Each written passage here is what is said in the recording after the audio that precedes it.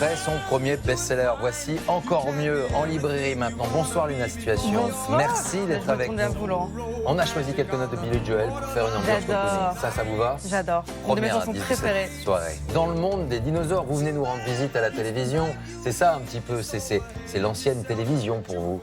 C'est vrai que j'ai pas à la télévision, mais j'aime bien faire le pont entre deux générations et j'aime bien pouvoir quand même aller voir ce qui se passe chez vous. Votre écran préféré, c'est quoi? C'est le téléphone?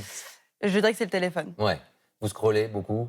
Je scrolle, oui, je scrolle. C'est même plus une question. Ça fait partie d'un quotidien. C'est même pas un mot qu'on utilise finalement. Entre 4 et 5 heures en moyenne par jour en France, vous, c'était combien à une époque? C'est monté très haut? Ouais, je pense que je 7, peux 8 faire heures monter les enchères. Ouais, 8 heures, je Vous dirais. avez fait une détox d'ailleurs. J'ai fait une détox pendant 1 mois, mais j'ai fait une détox en trichant un petit peu puisque j'en ai fait une vidéo sur Internet. Donc j'avais l'écran de ma caméra. Alors, je vous propose, pas un canapé, ça c'est plutôt vous et votre histoire, en tout cas sur Disney. Ce soir, on a 2 tabourets, un grand écran, c'est le face à Non, mais il y a l'écran. du budget quand même ici, il faut le dire. Bah, jingle.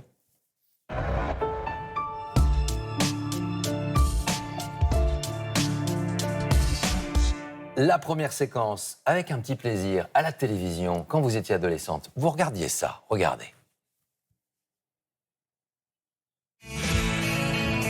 Ça vous dit quelque chose? Bien sûr. Ça, c'était culte pour vous? Bah, c'est arrivé plus tard en fait. J'ai commencé à regarder Friends en ayant leur âge. À leur âge. Je crois que Rachel, dans la saison 1, elle a 24 ans et j'ai dû commencer à regarder à peu près à ça. Et c'est vraiment la série réconfort. Vous avez reproduit finalement le schéma des Friends, des copains C'est avec vrai. la troupe de Léna. C'est ça, c'est votre bande à vous. Quand on regarde un petit peu les uns les autres, depuis toutes ces années, vous êtes accompagnés. Ouais, j'ai jamais fait du contenu seul finalement. J'ai toujours été accompagnée, mais c'est vrai que c'était une façon d'utiliser Friends pour un peu expliquer aux gens qui comprenaient pas notre métier. Vous voyez Friends, bah, on fait pareil, mais avec nos amis, un peu plus de diversité aussi. Autre séquence, autre image dans l'écran, avec une personnalité qui va apparaître. Regardez, j'imagine que vous allez la reconnaître. Regardez bien, si ça arrive, voilà. Vous la connaissez, cette jeune femme? Je la connais, cette jeune femme, puisque bah, c'est moi. Elle vous surprend depuis toutes ces années? Alors, on va essayer de parler à la première personne, c'est très fou de parler de soi à la troisième personne. Oui, je m'étonne.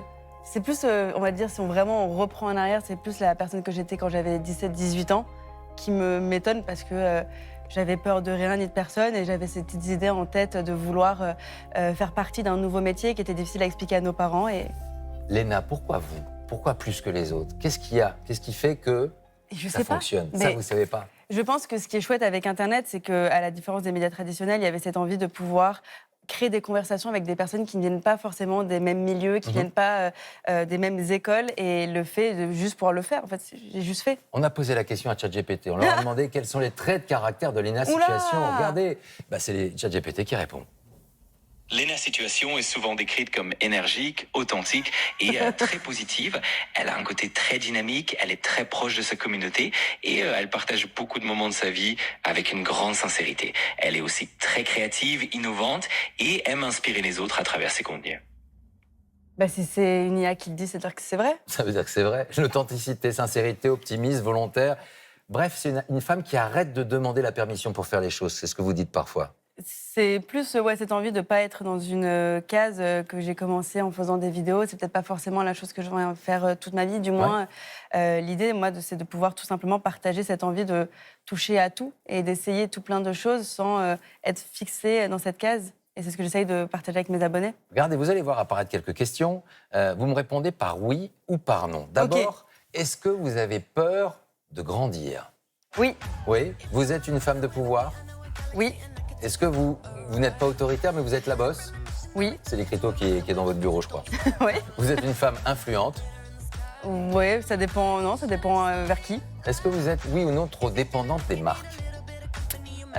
Dior, Balmain, Prada, L'Oréal, H&M, Adidas. C'est une bonne question. Plus le temps va, moins. Moins. Mais c'est vrai qu'on est quand même dans un métier en fait, qui est similaire au vôtre, c'est-à-dire qu'on propose du contenu gratuitement, mais on a besoin d'avoir les sponsors et les pages de publicité entre les vidéos. Shein, vous auriez dit non?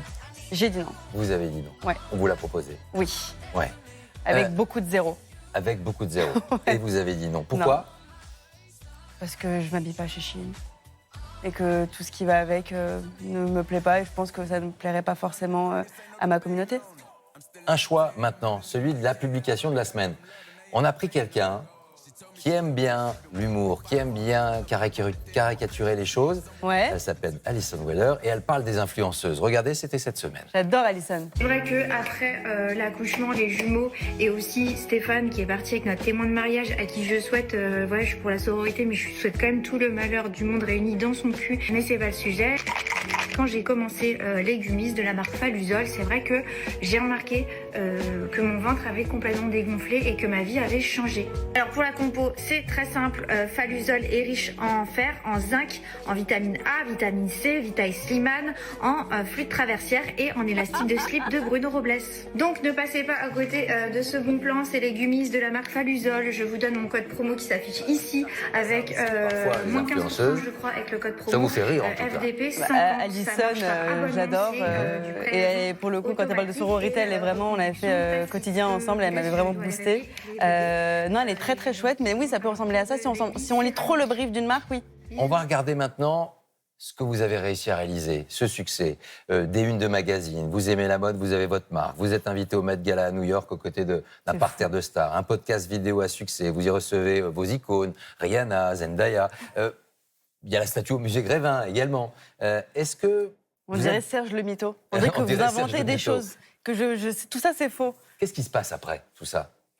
Et ce qui se Vous passe se réinventez en permanence? Je pense au lieu de se réinventer, c'est déjà de se réaligner parce que quand on a autant d'opportunités, il faut réussir à rester quand même bien dans ses baskets ou bien dans ses talons et d'avoir en fait cette continuité d'alignement. Vous le dites vous-même dans votre livre, les réseaux sociaux ressemblent parfois à une savane pleine de menaces. C'est la jungle en fait. On y trouve de tout, des charlatans, des conseillers en psychologie qui n'ont jamais étudié la psychologie.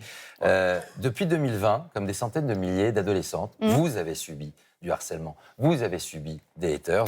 Moi, je prends un exemple. Je me souviens, c'était sur les marches de Cannes. Vous étiez venu avec cette robe. Et derrière... Laquelle? Parce qu'il y en a eu, quand j'en ai une qui était trop sexy, on m'a dit que c'était trop sexy. Quand j'étais que c'était trop couvert, on me disait que je faisais... Ça résume tout, en fait. Ça résume tout parce que pour toutes les raisons, ça suscite et ça peut susciter ces cris de haine sur les réseaux sociaux. Je pense, oui, surtout quand on est une jeune femme et c'est pas que sur Internet. Surtout parce qu'on est une jeune femme. Je pense qu'on est toujours des cibles plus faciles, mais ça vient pas d'Internet. C'est quelque chose qui existe. Je pense que déjà à l'époque de mes parents, peut-être que les gens qui nous regardent ont déjà vécu qu'en fait, c'est-à-dire que c'est de l'ordre du quotidien et ça devient même parfois une banalité. Et c'est là où je trouve qu'il faut mettre un petit peu le pied dessus et le souligner, c'est que souvent, on me parle de la haine en ligne. C'est vrai qu'aujourd'hui, ça m'atteint moins parce que je suis plus lucide et que je commence vraiment à grandir. Et puis, je pense que ce qui est un peu triste, c'est que je deviens même un petit peu étanche à ça, tellement j'en ai vu. Mais ça ne veut pas dire qu'il faut banaliser la haine en ligne et encore moins la banaliser tout court, tout simplement. Vous dites que la santé mentale est un pilier, pas une option, pas un petit détail à gérer plus tard. Ça parle probablement d'abord à des milliers et des milliers de familles qui nous écoutent, à des milliers d'adolescents. Cette responsabilité que vous en avez conscience ?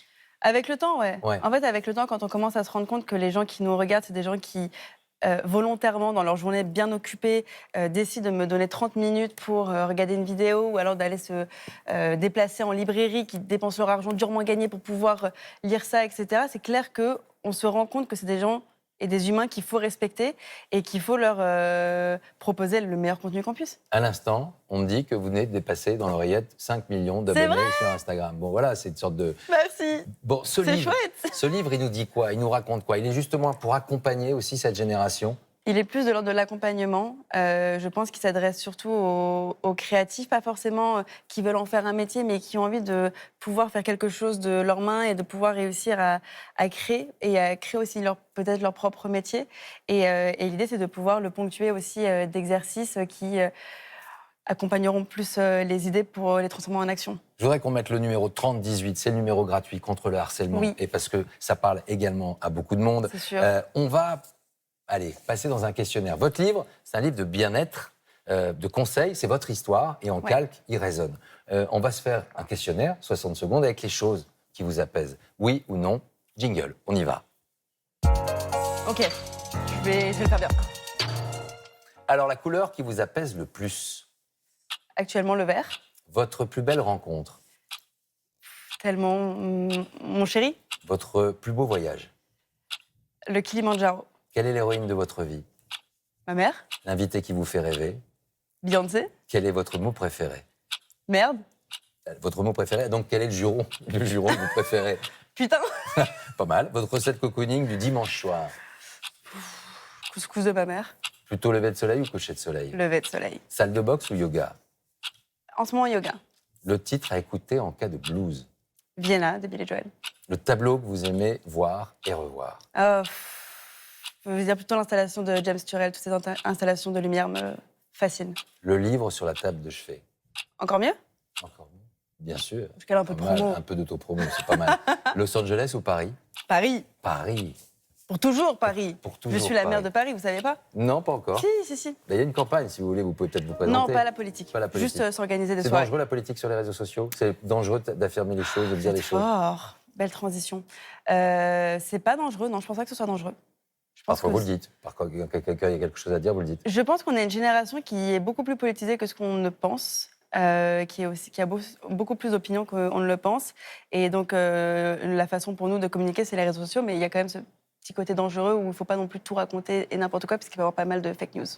Les coups de cœur ce soir, regardez, Merteuil, adaptation des Liaisons dangereuses sur HBO, Déplier le cœur, le livre d'Aurélie Sylvestre, 10 ans après les attentats du 13 novembre, un concert le 21 novembre, celui de Manu Lanvin au Bataclan, le retour de Carole Bouquet après une pause pour des raisons de santé sur la scène de la Scala à Paris, et puis quelques images et quelques notes de musique, les premières images du biopic consacré à Michael Jackson qui sortira en 2026. On va découvrir ces images, on va terminer cette émission. Ça vous parle, Michael Jackson? Bien sûr, C'est culte. mais c'est pas culte. Vous avez c'est grandi avec patrimoine. Michael aussi. Bien sûr, il a toujours été là, c'était même pas une question. De même, on ne demandait pas qui est Michael. Non, ça c'est Tout le monde clair. connaît Michael. Tout le monde connaît Michael. La prochaine étape, ça peut être le cinéma. Ça peut l'être. On vous sollicite. On me sollicite, mais c'est aussi faire les choses. Il ne faut pas tout prendre d'un coup et je pense qu'il faut bien étudier ce qu'on nous propose. Sinon, c'est trop facile. Votre livre, il va peut-être battre des records encore, parce que quand vous touchez un truc, en général, ça se transforme en or. Ouais, mais c'est pas le but. J'ai pas envie d'être en autoconcurrence avec la moi du passé. Ouais. Ce serait ridicule. Merci d'être venu nous rendre visite. Chouette. Chez nous, chez les dinosaures, la télévision, c'est Non, encore arrêtez, bien. on vous adore, les dinosaures. C'est pas le cas. Merci Léna, à très très bientôt. Merci Laurent Delahare.